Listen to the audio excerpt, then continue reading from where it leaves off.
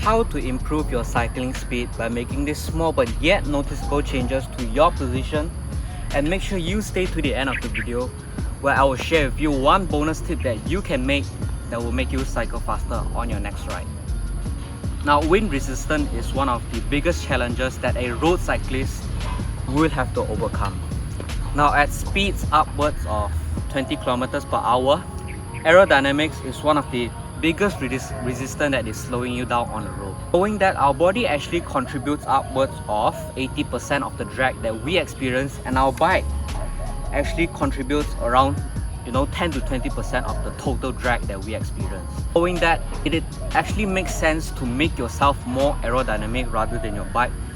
And that's the reason why you see the pro cyclists on TV, they like to go long and low. And not just necessarily pro cyclists, but experienced cyclists also. I'm sure you heard from some of them. They will tell you that going lower actually makes you cycle faster, and it's for that very specific reason: decrease wind resistance. One of the easiest way to lower your position is actually to lower your stem here by dropping it, or also very commonly a lot of what people do is they like to extend their stem. Now, doing either one of these will in result make you lower, but it's not as easy as just slamming your stem all the way and away you go, right?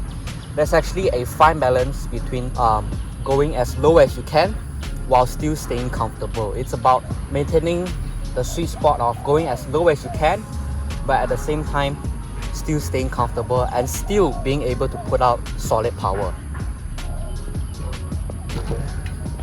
Making changes to your position on a road bike is not a decision to be taken lightly for, because whatever changes that you make, it can have a huge impact on your performance on the road. Now, I think one of the easiest and by far safest way to do it is to consult a professional bike fitter and have them done a proper bike fit for you. But however, if money is at a constraint, or you would just like to try the bike fit DIY, here are a few tips that, based on my experience, hopefully can help you achieve your ideal bike fit position. The way I like to do it is I like to do it indoors on the trainer, and it will actually have mirrors set up in front of me and to the side of me. And if possible, record yourself from all four angles: to the left, front, right, and your back. This angle will actually give you critical information on how your bike fit is. So you will record yourself cycling in the position, and after you have done recording all four angles, you can actually go up online and search it up on the web. There are actually a lot of tools online that can help you measure the angles that you're cycling in. So what you will do is you will import the footage into their website, and by utilizing their website tools, you can actually measure the angles from your hand to your shoulders, and from your shoulders to the back, knee extension, your saddle height, and all those measurements, all those bike fit measurements. So some of my key areas to focus on when doing this DIY bike fit is: number one, your frontal area, more specifically the width of your handlebars. Now, when I first started out cycling, I used to have a pair of handlebars that are very wide, and now having changed to a narrower one, I much prefer the position that I'm in right now. So a general rule of thumb when choosing your handlebars is make sure your handlebars are in line with your shoulders or very slightly wider than your shoulders. And of course, personal preference applies here. Second one I would say, of course, is your reach, as mentioned in the video here. How low you're going, your reach. You can measure it by your hip angle here by utilizing the tools online.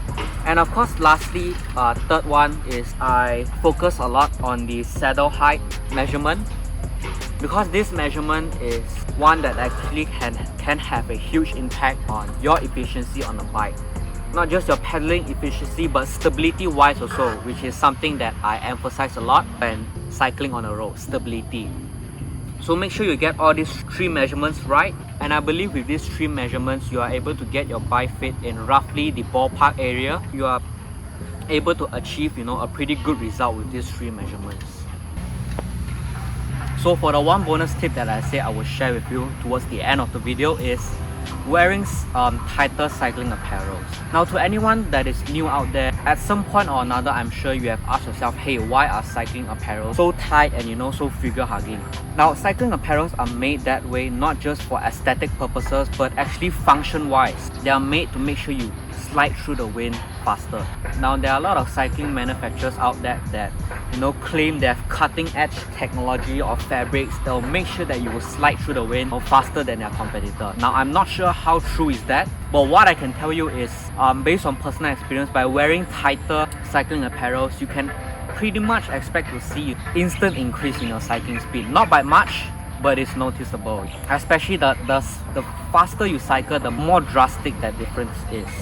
Again, some of the key area when I'm looking to purchase a new set of jersey is number one, I focus a lot on the neck area here, because this is actually a very important part of the aerodynamics, right? Your body. The neck and the chest area actually contributes a lot of the drag if your jersey is not fitted properly. And secondly, of course, I focus a lot on the sleeve area. Now, how low you decided to go with the sleeve length is completely up to you, but I would say that just make sure it is not too loose, there's not a lot of excess fabric hanging around, because those excess fabric, it is what contributes to the drag that you experience. So again, it goes without saying, make sure you try it on first and make sure you are 100% happy with what you are purchasing before you actually make the purchase and wear it out onto the road.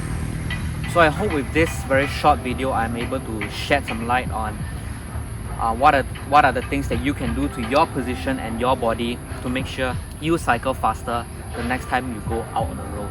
And with that said, no matter how fast you are cycling, I think it's very important to still prioritize safety. So thank you for watching this video, and make sure you stay safe out there the next time you go out on the road. And remember to share this with a friend who may be new to cycling and you think they might get value out of this video.